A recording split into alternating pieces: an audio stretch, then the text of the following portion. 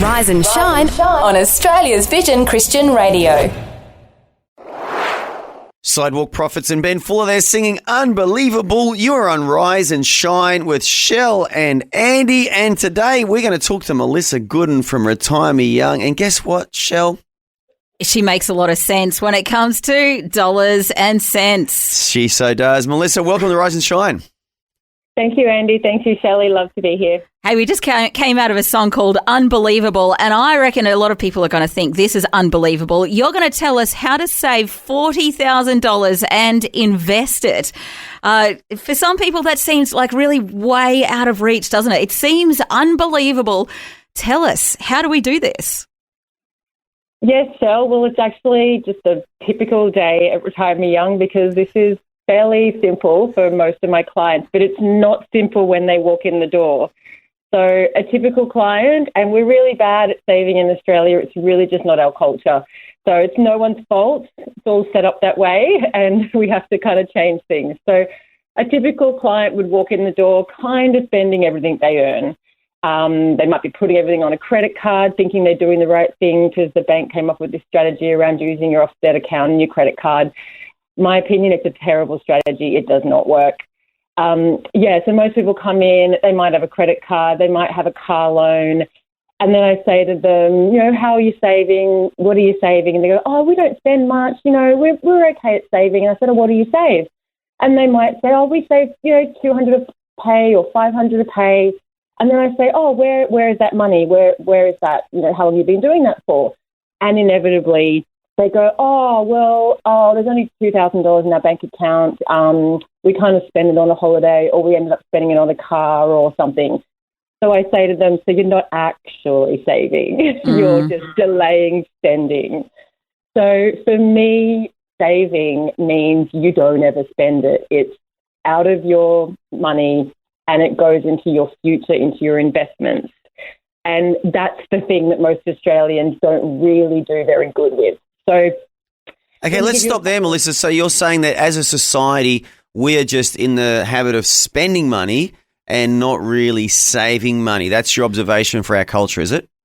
Absolutely. Absolutely. It's so easy. We are just, it's tap, tap, spend, spend. The banks love it. The government loves it. It keeps GDP going. It keeps the wheels turning. It keeps everyone working, and hopefully they get to retire at 67 if they're lucky. So what is the importance then of saving, like you're saying, saving for our futures and not just saving for our next holiday? Yes. And one thing I will say is I think the reason a lot of people don't save is because it's actually pretty daggy and it's not really much fun. And I actually agree. Saving money into a bank account is not going to make you rich. It's not really going to get you that far. It's good, but it's not really the thing that's going to give you the big result. So I get it. Saving to a bank account, not very cool. But when you go beyond that and go, okay, what can you actually do if you're living in cash flow surplus every year of your life? So when I run some numbers, when a client walks in the door, we flip their situation around, have them saving $40,000 a year. If we start putting that into an investment and we do that every year for 10 years, that investment would be worth, on average, $687,000 in 10 years' time. Wow, that's good. Now, your future self will thank you. Well, if you add that, because my company is called Retire Me Young, so if you add that to a typical person's superannuation balance, say you've got a couple in their 40s with a reasonable superannuation balance, a reasonable job, their employer's putting contributions in. If you wake up in 10 years' time with your future superannuation plus your $687,000, that is oftentimes enough for a couple to retire on.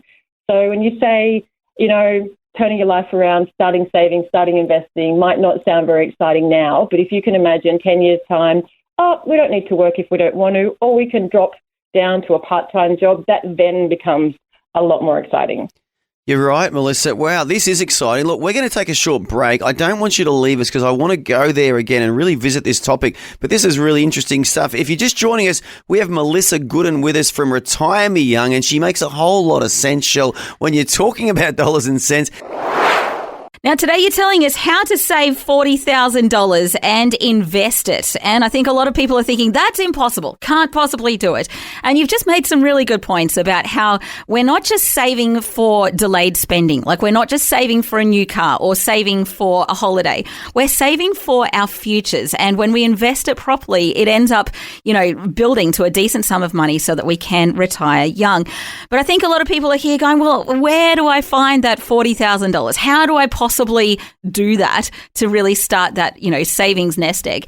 So give us the details, Melissa. How do we save that money? Okay. So firstly, it involves sitting down and looking at everything, right? So I do this. It usually takes about half an hour with a client. So you sit down and you work out, okay, what are our after-tax incomes? What are all our sources of income? And yes, you have to do a budget, but you do a budget once. You do a budget once because living on a budget doesn't really work, in my opinion. So you do a budget once and you work out what are my incomes, what are our fixed expenses that we have no choice about, and things that we can automatically direct debit, like all your regular bills and all your regular, like your gym memberships or anything, any debt repayments and things like that. So donations to Vision, all of those things. Yep. Yes. And then you need to have a separate column for all of what I call your varied expenses. Now, I don't remember, like if you remember when you were young or you're at university or you weren't earning very much, if you had enough petrol, you filled the tank up. If you didn't, you just put $50 to get you through to payday tomorrow. Same thing, if you didn't have enough food to get through that week, you would just go into the freezer, you might go into the pantry and work out, okay, I've got $50, what can I get for the rest to get me through the rest of the week? It's not very exciting stuff, but it's this kind of stuff where if you go through a budget and work out what do I need, what's fixed, and try and automate all of the things that are fixed and those varied expenses, give yourself a weekly allowance just to cover those bits and pieces, food, petrol, cafes, any of those bits and pieces to get you through for the week. If you can, I call it structural finance. If you can set a budget that works realistically, give yourself a weekly allowance for just bits and pieces, you will find there is a large chunk of money. And a typical client, it's literally about $28,000 to $70,000 a year for a couple. So it's very, very normal. So if you go through a budget, look at what you can start. And the first important thing is set it all up so it's automated. You should never be paying a bill in this day and age. All of your bills should be automated. Your mortgage should be automated. Your rent should be automated. Everything should be automated except that weekly amount of bits and pieces spending that you give yourself every week to spend. And if you run out the day before the money goes into your bank account, you just have to live out of the pantry, as daggy as that is.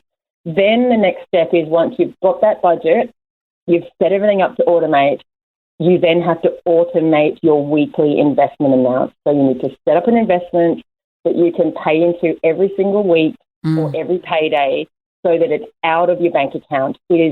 Once it's out of your bank account, it goes straight into the investment and it should be hard to sell down, so you can't access it. You can't just dip in. And this is why a lot of people say Barefoot Investor is great. It doesn't work because you've got access to all of these special accounts. You might have 5 different splurge accounts and this account and that account. But if there's nothing stopping you from just opening up your banking app and dipping into that account, it's never going to work. Yeah, interesting, because it depends on your level of self-control, and it can be all too tempting to dip in and grab that money out. Well, I'd say humans don't have willpower. I feel like humans don't really have willpower. So for me, I don't even try and use my willpower. I just set it up, automate it, and take the control away from yourself because you don't need to make those decisions every day. If it's automated, you don't have a choice. It just gets invested. You get your weekly amount, and you just get on with your life. Yeah. It can be surprising how much we spend places as well. One thing we've found really helpful is to do it as a bit of an exercise over the course of, a month or a few months or even a year or more, is to write down every single cent that you spend and categorize it. And you can be really quite surprised on, what seems like $5 or $10 here and there. You look at it over the course of a year and go, wow, I've spent $5,000 on that thing this year. And you just don't realize where that money's going. And when you see it in those kind of terms, you go, you know what? I can do without that $5 thing every second day or whatever it is. You can get really quite surprised how much money is just getting wasted, hey? And if you see your wealth growing, that then becomes exciting. And buying that $5 thing is no longer the thing that makes you excited. Yes. It's the pat on the back that you go, oh, I didn't buy that thing because firstly the money wasn't in my bank account. And you know what? Clients will say to me, I didn't even notice it. I don't even notice the difference in my life, but I'm spending so much less.